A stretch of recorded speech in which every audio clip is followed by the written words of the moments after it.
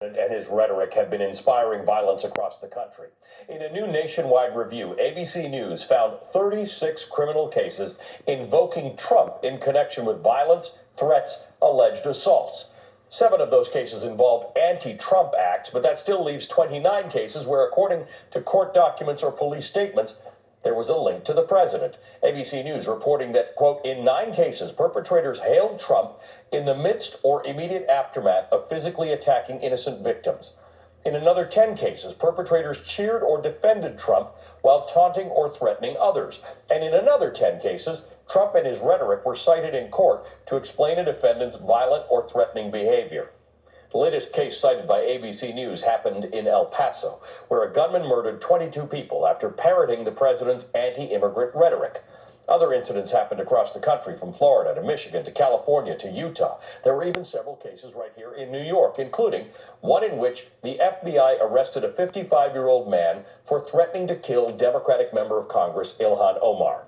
The very next day after that arrest, Donald Trump was back attacking Congresswoman Omar.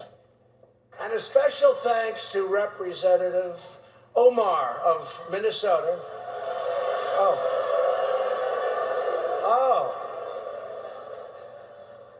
Oh, I forgot.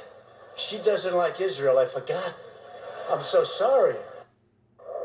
I want to bring in someone who just launched a brand new effort to fight domestic terrorism here in New York and who's pushing Congress to follow suit. Democratic Governor Andrew Cuomo of New York State joins me now. Governor, good to see you.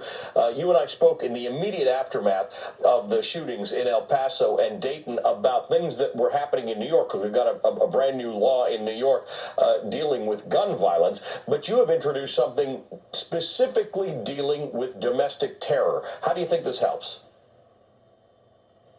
Well, first, I think, Ali, we have to acknowledge what's happening in this country today. We talk about terrorism. We're talking about terrorism normally from a foreign entity, right? New York's anti-terrorism law was written after 9/11. There's a new type of terrorism. It is domestic terrorism, but domestic terrorism meaning homegrown terrorism. Terrorism by Americans against Americans motivated by hate. And I'm proposing a statute that defines domestic terrorism as mass murder plus a hate crime. Hate crime means the motivation was against the person's race, color, creed, sexual orientation, etc. That is terrorism. You know, if you kill, what happened in El Paso, if you kill Latinos because they are Latinos, that is a hate crime. And I believe that's terrorism. That's a mass murder hate crime. If you walk into a synagogue to kill Jewish people, that is terrorism. Let's acknowledge it for what it is, and let's punish it for what it is. What is the statute that you propose? Terrorism. What does it change? It establishes a new law, a new crime, defining domestic terrorism as having nothing to do with a foreign entity, just a hate-based crime by an American against other Americans based on race, color, creed, sexual orientation, etc.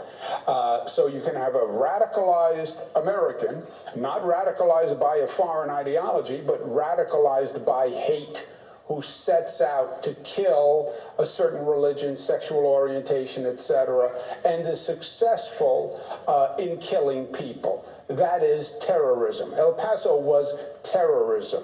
Tree of Life Synagogue was terrorism. And let's call it what it is, and let's treat it that way, and the penalty would be the same as a foreign actor in terrorism.